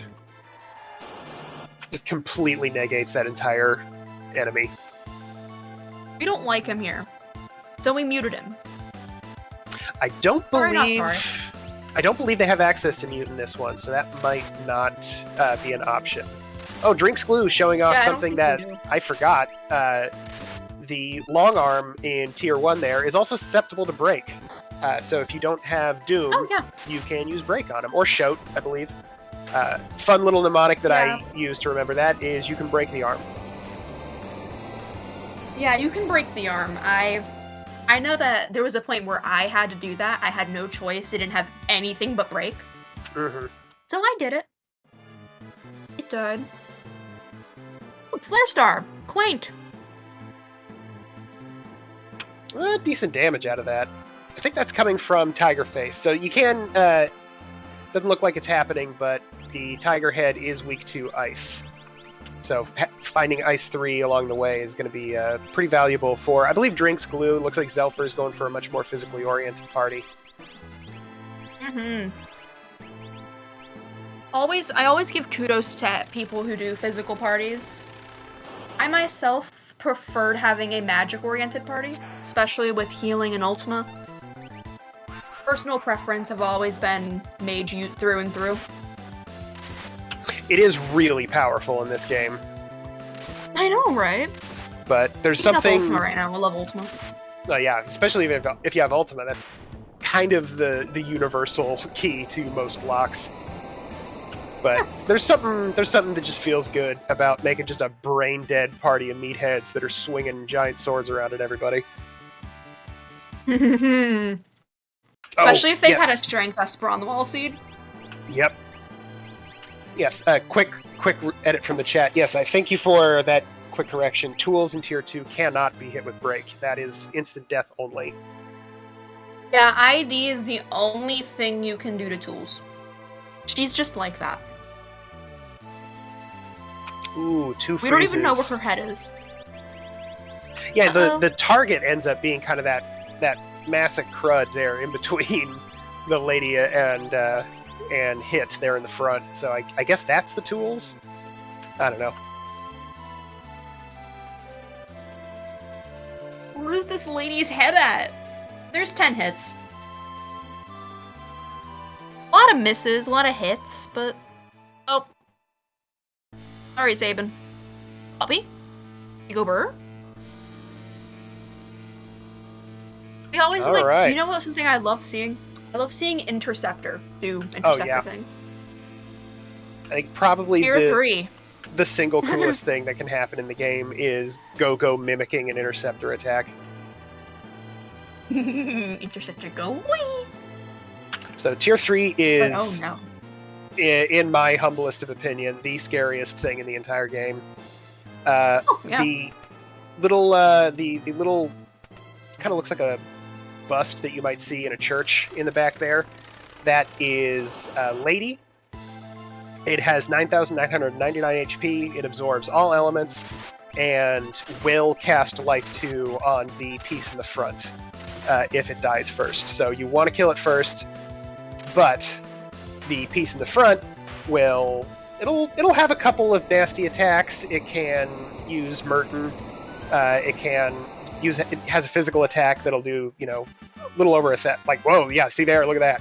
That's a big bunch of damage. But the real scare is if it gets down to low health, it will counter everything with either Meteo or Train, which Meteo is a pretty nasty attack. Pretty easy to dodge in most cases, but if you don't dodge it, you take a bunch of non-elemental damage. And then Train is Silence and Blind on everybody. And then once you do finally deplete its HP, it will use Calmness on 1 to 2 characters. And that is why we're very happy that we found Fenrir earlier on in the seed. Yes, indeed. Just so you know, his name is Sleep, and he's like me if you wake me up in the morning. Right, yeah. Angy. Just will kill 1 to 2 of your friends. Only 1 to 2. Mm-hmm. Yeah, you're not insane. It's perfectly reasonable. That. You woke me up. Never wake me up. Deserved. Is that Phantom? Ooh. Oh! Ooh. Seeing it. Where we got it. Oh. Alright, Zelfer's cool. We love Zelfer here, guys. Zelfer's super cool. But he didn't pet every dog. He didn't pet every single dog he saw. And Drinks Glue does it standard way with Fenrir. And now, look at this. This is exactly what I was talking about earlier. Drinks Glue and Zelfer were jockeying for first place the entire time. And now, here at the end, they are 2 seconds apart from each other. Yeah, let's go meet Kefka. Kefka coming in for the high five. Hello, Kefka. Scratching his chest Would you like a little to weird. meet Ultima? Right, yeah. Yeah, hey, check out this bubble. Yo, do you like this really cool bubble? This really cool big bubble? Makes a sick sound. I know, right? So this is commonly referred to as Tier 4. It's Kefka. It's Final Kefka. The first attack he uses is Fallen One, which reduces everybody's HP to 1. But if you do enough damage to him before he gets a chance to fire it off, then... You skip it. Yep, you just skip the whole thing, which doesn't look like Drinks Glue managed to do that. Zelfer might do it. You already got Fallen One. Oh no, what happened to Sid? Looks like Sid had a moment. Took a reset and had not saved after fighting Ultros. Yeah, you see, I would use the commonly used phrase, but it doesn't apply here. Unfortunate. But it looks like, look at poor Kefka. Oh, we're in Goner phase, you know what that means. When Kefka's in Goner phase, smack him with everything you've got. You see that Ultima you have packed away so beautifully? Use it. Take it out of its box. Pow, Zelfer at a sub 130, 124.06. Ooh. Congratulations to Zelfer. Beautiful, beautiful run. And Glue, unfortunately, had to reset. This is a very interesting run. That was a very angy Kefka. Yeah, Drinks Glue got some rough luck on that one. Wow. Kefka can be pretty mean. I've seen even even the best of runners can take really huge resets to Kefka because sometimes the RNG is just terrible. Sometimes it's just not a good Kefka. Kefka can just be a little pain in your butt. And his little ha ha ha is not a funny ha ha ha. It's not. Sometimes it's kind of ha ha that you hear late at night.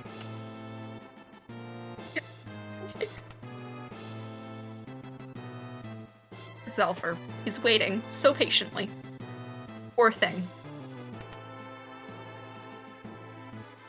Yeah, we just get to see the nice little...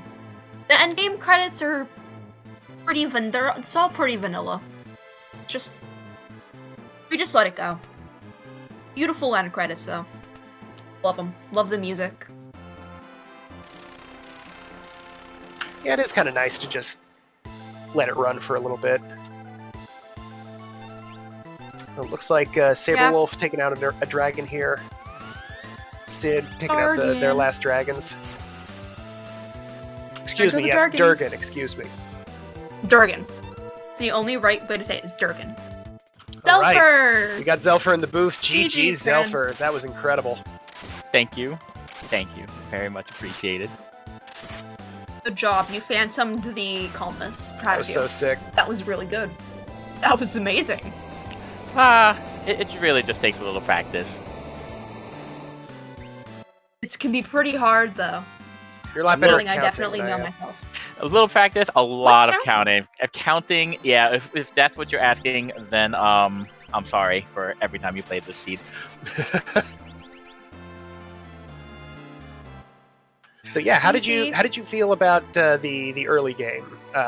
There was not a ton of divergence early on. There seemed to be a lot of really good obvious picks for where to go early on. How do you kind of separate that in your mind when you start off with so many options out of the gate?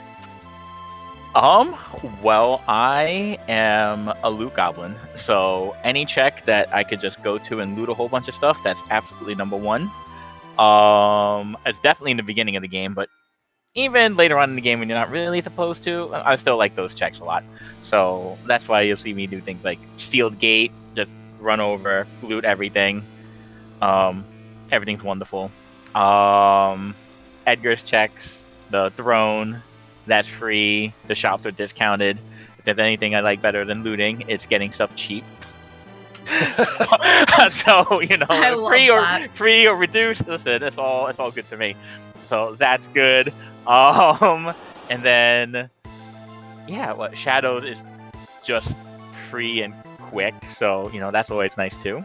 And those absolutely are the first things that you do. And then the only thing you really got to remember is not to be too greedy, because as you're sitting there looting and having a grand old time, every time you get something big, everybody else gets a little stronger. So you don't want to eventually start trying to clear out the enemies, and they're like, oh hi, by the way, we're level 20 and you're level 3. We're now it's our turn to have a good time, and you don't want that. But yeah, that's pretty much what that's how I was thinking. And of course, if you're gonna give me an Illumina for going to the opera house, then let me relive my childhood memories. I wasn't gonna say no to that this time. Yeah, I think everybody except for Glue went to Opera House pretty much right out of the gate. I might have missed it. Did you go after the experience egg for the Sid event? I did not go and kill Sid. Okay. Usually an experience egg. I like the experience egg, and killing Sid, he's not really that hard. But I was like, you know what? We'll just play nice today. We'll let Sid live. I feel like every time I get that option, poor Sid just has to, just not survive very long. I was like, well, we'll just be nice today. It'll be all right. I did get an experience egg on my last dragon at Kefka's Tower. That never saw the light of day, but I did get one eventually. Yeah, it is always funny when you find that at the tail end of everything. It really is. It's like, do I really bother putting it on? Like, I guess I'm fine. Never mind. You just sit in the inventory with everything else. It'll be okay.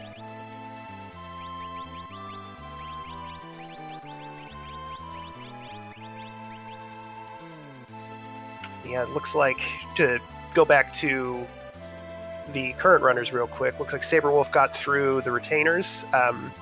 Another person that had Umara with them in that fight, which is extremely unfortunate, but had the clutch block from Shadow, managed to clear through there.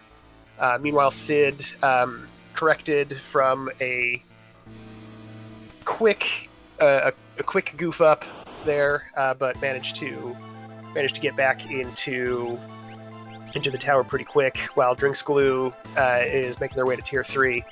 Now, okay, that's something that was very interesting. Glue and you, Zelfer. I don't know. That almost sounds like a weird educational short. So do not do this. Yes, do not Drinks Glue. You guys were seconds apart going into the final battle, but then Glue took some really nasty counterattacks and ended up having to reset. This is a little bit less about your run specifically and a little bit more about how these things tend to end up going. How do you end up feeling about the sort of flattening out that tends to happen near the end, where it seems like no matter how rough a seed is going, no matter how far apart two players might be, by the end of the game, they end up kind of squeezing together. Like, what are your thoughts on that particular phenomenon? It's actually very interesting, because in World Collide, there's so many different things happening. Enemy levels are a certain thing. Based on their levels, you're getting a certain amount of XP. That could be, going up or not going up. If you hit a dead check, you think it's a waste, but the dead check makes you more powerful, so it kind of makes up for it. There's not even a strict pass. Usually. Sometimes there is, but there's not even like a super strict pass, like a key item chain that you have to follow. You just need to find some characters, and you need to find some espers, and then you just go to the end. And it's just really interesting how usually it all just kind of balances out. Anything that seems to be a waste of time ends up making you more powerful. If you're getting stuff really quickly and you're able to progress quickly, usually you're not getting the power with it, so you gotta take a little time, or just start to, it just starts to slow you down naturally because you just don't have the power to blow through it.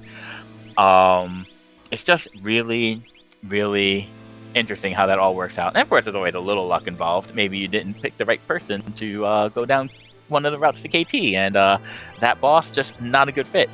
But usually, I don't know how. I wish I was, that galaxy brain to be able to tell, hey, yeah, this is how it always just works out based on power.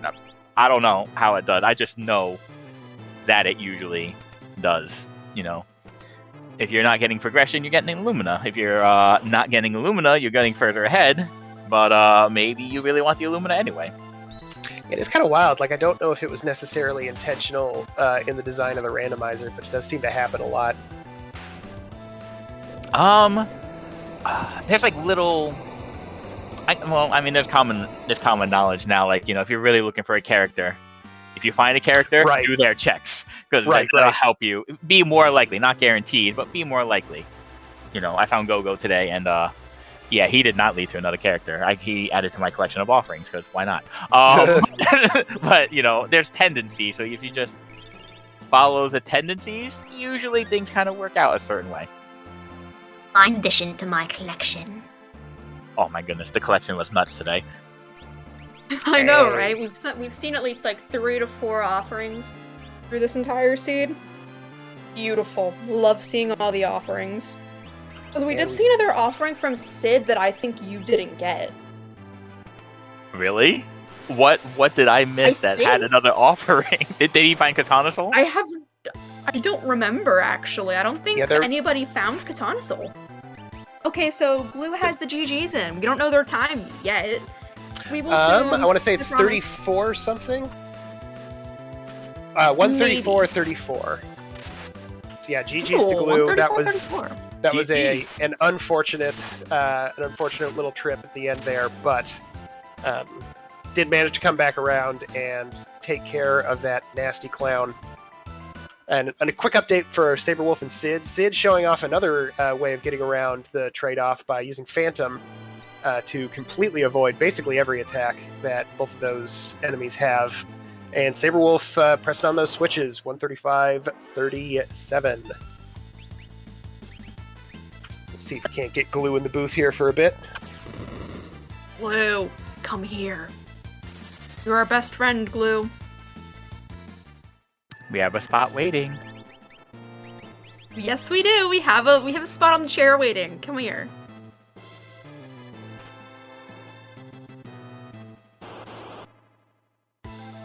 If he won't move, I'll move him myself.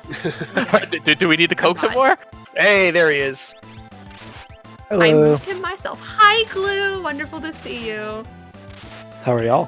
GG's. Doing great. We're How about amazing. yourself? GG's, Steve. How you feeling No. about that? You know, not too bad, all things considered. Yeah, 5 extra dragons is not, that's not nothing on top of everything, and you still got a pretty decent time out of it. Mm-hmm. Yeah, it was definitely very overpowered there at the end, but that's what happens when you kill 5 dragons and whatnot. It's true. Yeah, especially with that Ultima Esper you found. You should have seen us in the booth when we saw it.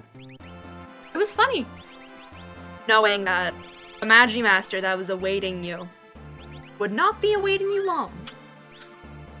The other 2 runners did kind of struggle with it. Like Saberwolf and Sid did have a bit of a struggle with Magimaster. So I did kind of figure something was waiting there based on conversation in the race room, because they started talking, Saberwolf started talking in all caps. And I was like, oh, he just ran into something. And then Shadow Sid followed up with, I think I know where you are. And that was when I was doing my walk, the front trying of Floating Continent. I was like, oh, there's a Doomgaze or a Poltergeist or a Magimaster waiting for me, so maybe I should... I wasn't going to go back to the save point and save, but I was like, well, I'm just not going to go in there with 74 HP on 3 of my characters, so let me heal up just in case. So I put on an Esper, summoned the Healing Esper, and then luckily I was fine. Magimaster was actually better than Poltergeist in that scenario, because Poltergeist would have... any AoE attack would have killed me, but luckily it worked out. See, and I quote from Saberwolf in this race room, OMG, how? Then I got a feeling that I know where you are. Yep, exactly. That's why when you're at the poker table, don't give away any information, because somebody's always paying attention. So that was kind of an interesting connection with this particular race. Glue, you and Zelfer were jockeying for first place constantly throughout, and it was mostly because Saberwolf and Sid both decided to go to the Floating Continent early, and you guys did a couple extra checks before going through there. And I guess I can pose this question to both of you: Is there a particular thing that you want to have or you want to see before you do a check like Floating Continent that's a bit more of a commitment? I'll say that, like, when you do the longer multi-part checks, you do want to have... I like to have more established offense. In that case, I knew I had Sword Tech 7 with Edgar coming along, but unfortunately you gotta be level 44, and it takes a while to get to level 44, even an experience egg. So once I saw that Ultima Esper, that's when I was like, okay, now it's kind of safe to go up there, because in worst case scenario, I just cast Ultima.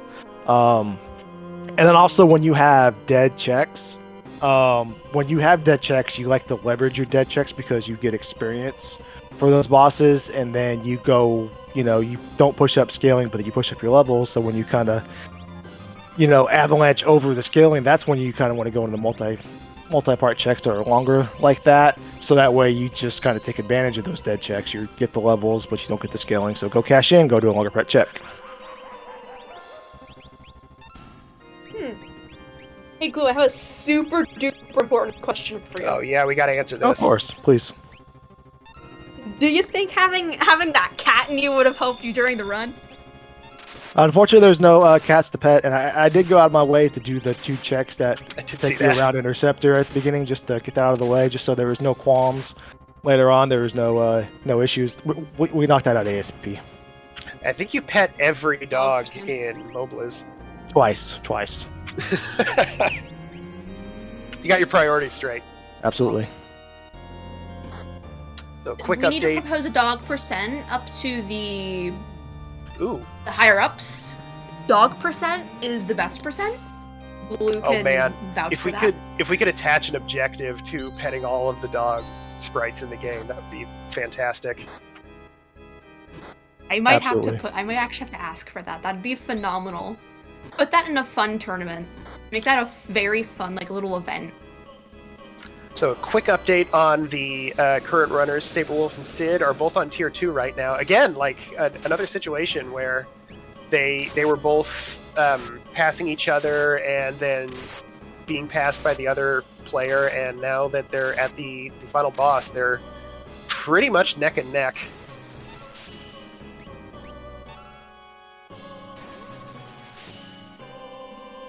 So, I think I realized this at the last possible spec. This was Leet River gated, correct?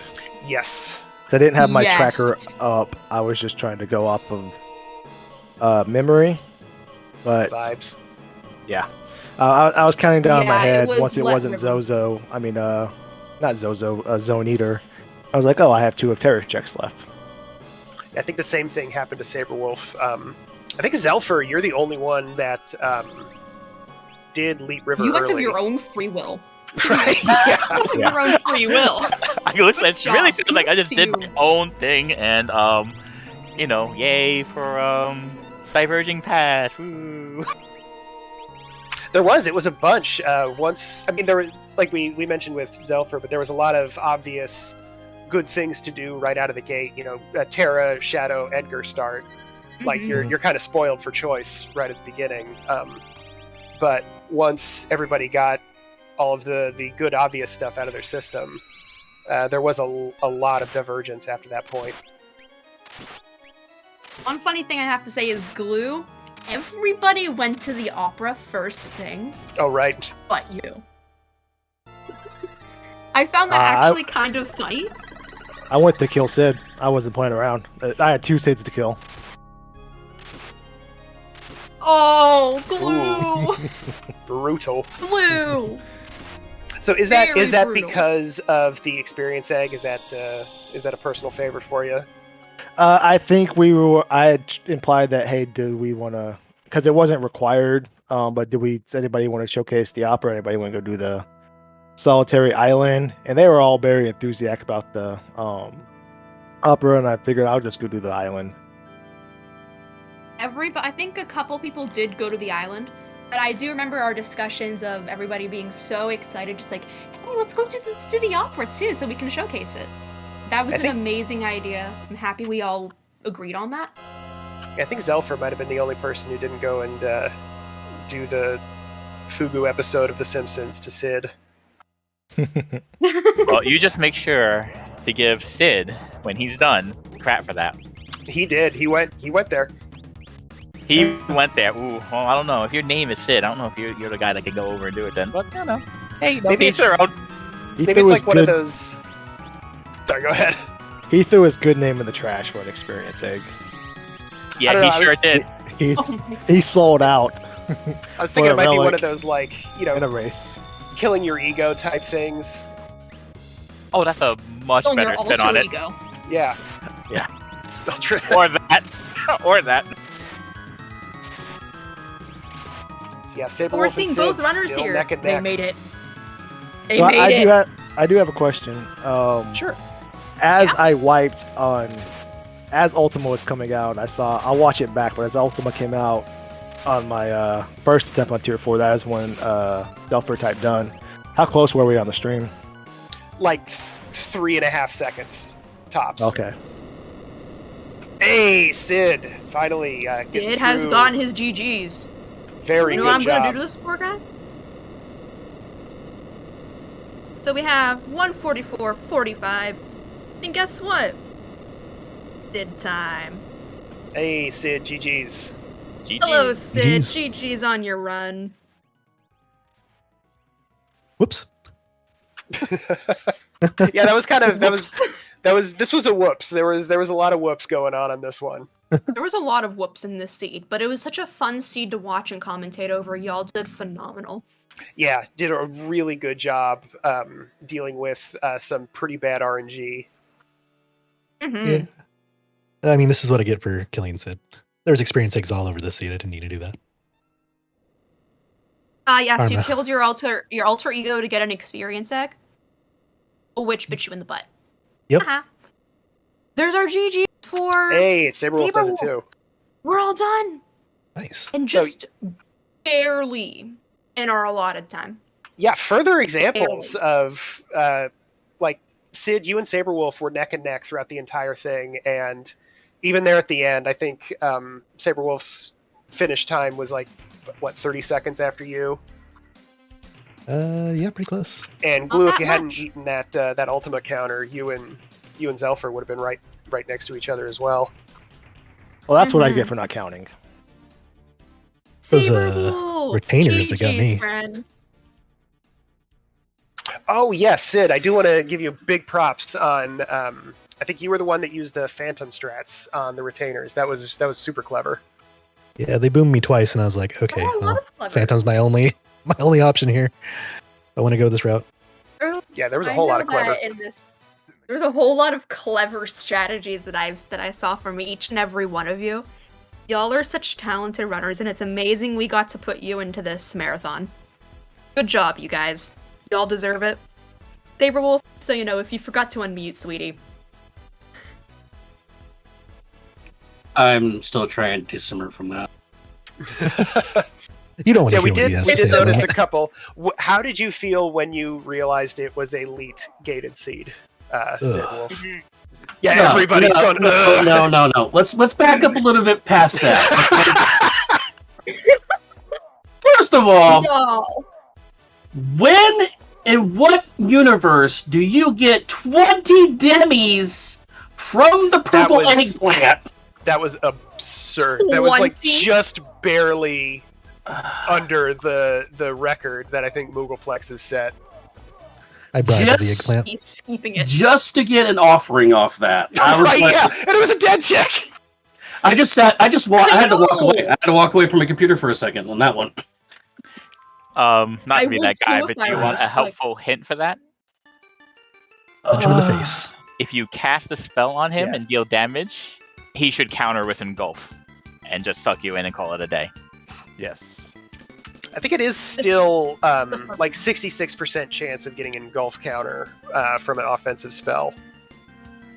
Oh, But okay. yes, the that more is a you thing. know. There you go. I didn't know then- that the until last very time recently you either. see double-digit demis now. Yeah, and then the Forest Latte River, which, by the way, for you folks out there at Speed Gaming World, that is the worst possible situation roll seed that you can get in this game. It's up Leet there. River's a bummer. You want to feel better, Saber? Or Sleep River. I don't know if I want to feel better right now. Actually, I had a really good, a decent enough time going into KT, and I had middle paths first after Uh-huh. hitting my skip, and I died to the retainers. And guess where my last save point was? Uh-oh. Elite River. Oh, no! Yeah. Oh, Sid, that's why I did Yeah. not see that you reset there. That actually genuinely crushed my soul. I was like, ooh, there Oh. goes 10 minutes. Yeah, I've been there, done So, that. it's Week 25 8 of minutes Ultras in. League, actually. Been there, done that. But yeah, and then the early game of Rexel into Magimaster, and the only offense I had was a level 15 Shadow with offering Atma Weapon. Yeah, but you got Don't through it. worry, the commentary. That was How did really I get through impressive. it? Yeah. I think I took the Illuminoprox on that one. What Just started in this race eat room it. was y'all were just singing Oh, the yeah. opera, and then it goes to "This is horrific." I gotta This roll is back. horrific. Who the heck rolled this seed? I think this is a glue joint. How am I not surprised Who now? did roll? Let me Of course, it recap. has Imaro in it. Yep. It was glue. It was a glue roll. Okay. Glue. This is a glue. Sounds right. It was a double hash too. Good job, Glue. Good job. It was a double hash and a seed. Good job. I'm so proud of you, actually. We got our double hash on a marathon. We need to do better, though. We need to get more hashes. Triple hash. Quadruple hash. Come on. But going back to the run, I mean, 2 Illumina's at weapon offering, and then a Yeti. I mean, it's like you just hold down A, close your eyes, and just run through the whole game. Oh, yeah. It's unfortunate that it was forced let to river progression though. But I mean, overall, I mean, the run wasn't too bad. And a really sneaky Genji It glove. was a very I found fun it. run to watch. Oh, did I find the Genji glove though? So yeah, that's not a bad question to pose to everybody while we're waiting to see what's coming up next. This was a seed that had tons of physical offense and tons of magical offense. So is there a favorite? Like, if you have access to both, is there one that you're definitely going to go for every single time? I like the combo one with throw. Throw's my favorite. But usually physical's going to be faster, just because of animations. Yeah, I prefer physical damage is usually faster, more consistent, unless you run into something like spicy chicken, which is poltergeist for those of you not out there with our lingo. But yeah, if you run into something like that has heavy defense, it can be a little jarring if you go defense heavy. But yeah, Bolt 3 Ultima was available, although I don't think I ever casted it once because I really needed to. The other rough one was, you were talking about the retainers. My side lane for that was Shadow Yamaro, and immediately got netted on Shadow. So I'm like, well, I'm going to go to the bathroom for a minute. Because I can't back out, because my last save was all the way back at Inferno. So, yeah, I think 3 out of the 4 runners had Umaro. Had solo Terra in that lane. In the instant net. Yeah, but generally when you run Kefka's Tower with this kind of set, there's more opportunities in that right lane if you run through the whole tower, because you had to fight 3 bosses and a dragon possibly too, because in this flag set we had to fight 5 dragons. So the right lane essentially has to fight 4 boss/dragons. So there's more chances of you fighting something really, really bad, which I will say, luckily, I didn't see any statues this whole run. That's a good point. But there's a higher chance of you running into something really, really bad. So that's why you double up that lane. And since Yumaro is the other top 4 character you have, you pair it with something else. And then Edgar and Terra could take care of just the one boss you got to fight with, probably. So that's generally why. So. Okay, while we're waiting to see the next run and everything, who wants to go search for a statue? Because I want to go search for a statue. Well, I mean, it's got to be under statement somewhere. Somebody. I know where the dead checks are. Who's it going to be? Did anyone check Mobliz's boss, or? I didn't. Yes, it was. I forgot what it was. I did Mobliz though. Or Cave on the Belt. I didn't do Cave on the Belt. I only peeked it. I didn't do it though. Yeah, I forget what the boss was for that, but yeah. So all right, it looks like the next run is ready to go. So I want to say big thanks to the 4 runners, Saberwolf, Sid, Drinks, Glue, and Zelfer. You guys did a fantastic job. This was a really fun race to watch, and a big thanks to Nay for hanging out in the commentary booth with me. This was great. One more thing. By the way, Final Fantasy VI Worlds Collide will be back on Saturday night, guys, 7:30. We'll be back with a different type of flag set. It's going to be a little bit longer, but we'll be back on Saturday. So if you missed this, we'll be back. Don't worry, everybody. Your dose of Worlds Collide will be back for you.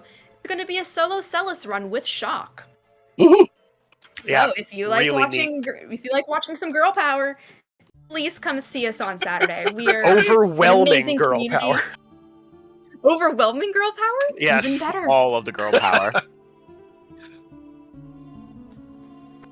But my name's Nay, and all of our beloved runners here We all wish you an amazing day. Please make sure you're eating, hydrated, everything, all your self-care stuff.